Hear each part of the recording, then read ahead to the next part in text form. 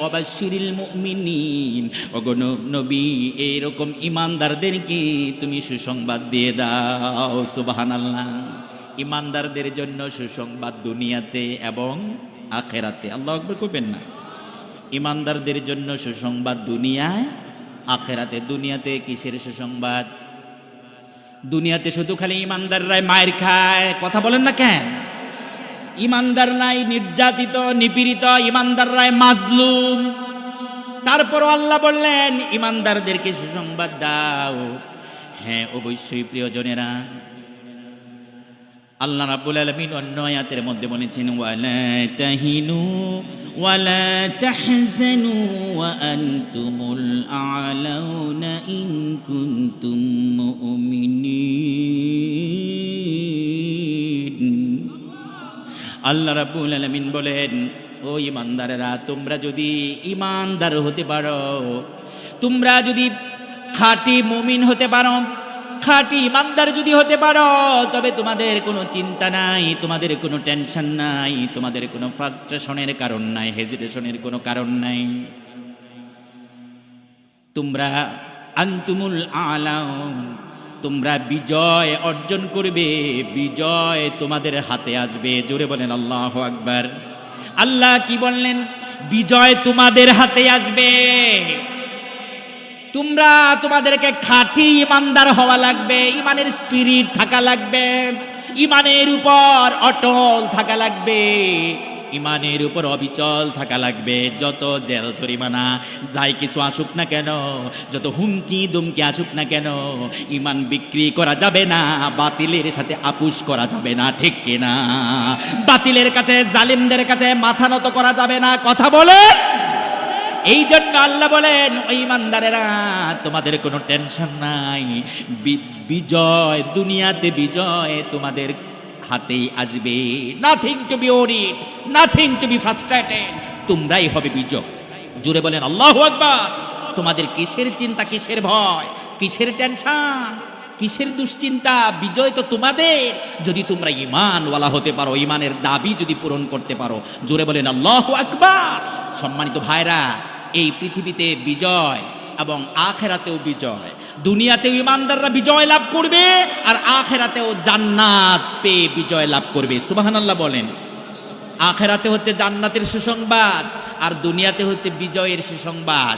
মক্কা বিজয় মুসলমানদের জন্য হয়নি। মক্কা বিজয়, মক্কা বিজয় হওয়ার আগে কাবাগরে 360টা মূর্তি ছিল। নবীজি 360টা মূর্তি সরাতে পারে নাই, ঠিক কিনা বলেন?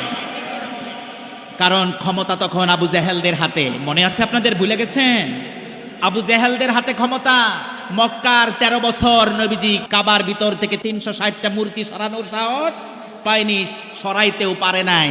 এই জন্য নবী আল্লাহকে বলতেন, আল্লাহ রব্বি আদখিলনি মুদখালা সিদকি ওয়া আখরিজনি মুখরাজা সিদকি ওয়াজআলনি মিন লাদুনকা সুলতানান নাসিরা। ওগো আল্লাহ, আমাকে তুমি সাহায্যকারী, সাপোর্ট দিবে, আমাকে সাহায্যকারী ক্ষমতা দাও, সাহায্যকারী শক্তি দাও, ক্ষমতা দাও। ক্ষমতা যদি আমার হাতে না থাকে, আমি কেমন করে কাবাগর থেকে মূর্তি সরাবো? ক্ষমতা যদি আমার না থাকে, আমি কেমন করে চোরের আইন পাশ করব? চোরের হাত কিভাবে আমি কাটবো? দুর্নীতিবাজের হাত কিভাবে কেটে দেব? ক্ষমতা তো লাগবে, ঠিক না? আল্লাহ রাব্বুল আলামিন যখন ক্ষমতা দিয়ে দিলেন, মদিনার ক্ষমতাও দিলেন। 8ম হিজরিতে যখন মক্কার ক্ষমতাও নবীর হাতে চলে আসলো, মক্কার ক্ষমতা পেয়ে নবীজি প্রথমেই ঘোষণা করলেন, তাড়াতাড়ি করে কাবার ভিতর থেকে মূর্তিগুলা সরাও। জোরে বলেন আল্লাহু আকবার। যতদিন ক্ষমতা ছিল না, সরাইতে পারে নাই। ক্ষমতা পাওয়ার সাথে সাথে কি বলছে? মূর্তি সরাও, ভাস্কর্য সরাও। হায় হায়, কত হাজার হাজার কোটি টাকা এই ভাস্কর্যের পিছনে, মূর্তির পিছনে খরচ করেছে, ঠিক কিনা বলেন? হ্যাঁ, সব সরেছে। এই যে দেখেন সম্মানিত ভাইরা, আমি একটা রিপোর্টে দেখলাম 12,000 কোটি টাকা খরচ করেছে শুধুমাত্র মূর্তির পিছনে, ঠিক কিনা বলেন? ও প্রিয়জনেরা, তাহলে ক্ষমতার দরকার আছে না নাই? ক্ষমতা পেয়ে কেউ জান্নাত কামাই করে, ক্ষমতা পেয়ে কেউ জাহান্নাম কামাই করে, ঠিক কিনা? বিশ্বনবীর হাতে ক্ষমতা ছিল, আবু বকরের হাতেও ক্ষমতা ছিল, উমরের হাতেও ক্ষমতা ছিল, উসমান আলী তারাও ক্ষমতা পেয়েছিল। তারা ক্ষমতা পেয়ে জান্নাতের সার্টিফিকেট পেয়ে গেছে। জোরে বলেন আল্লাহু আকবার। আর আমাদের দেশে হলো উল্টা, জুলুম করার পরেও এক হুজুর দেখলাম বলতেছে জান্নাতি। কথা বলেন না কেন? এক হুজুরে জান্নাতের সার্টিফিকেট দিল, নাউজুবিল্লাহ বলেন। কি পরিমাণ পাচাটা, কি পরিমাণ পাচাটা, ঠিক কিনা? এই জন্য নবীজি বললেন এমন একটা জামানা আসবে, উলামাউহুম শাররুন তাহতা আদিমিস সামা, জমিনের উপরে আসমানের নিচে কিছু কিছু আলেম হয়ে যাবে নিকৃষ্ট, তাখরুজু মিনহুমুল ফিতনা, তাদের ভিতর থেকে ফিতনা বের হবে। ফিতনা, ঠিক কিনা? এ জালেম স্বৈরাচার, তার জন্য জান্নাতের সার্টিফিকেট বিলাইলো। নাউজুবিল্লাহ বলেন।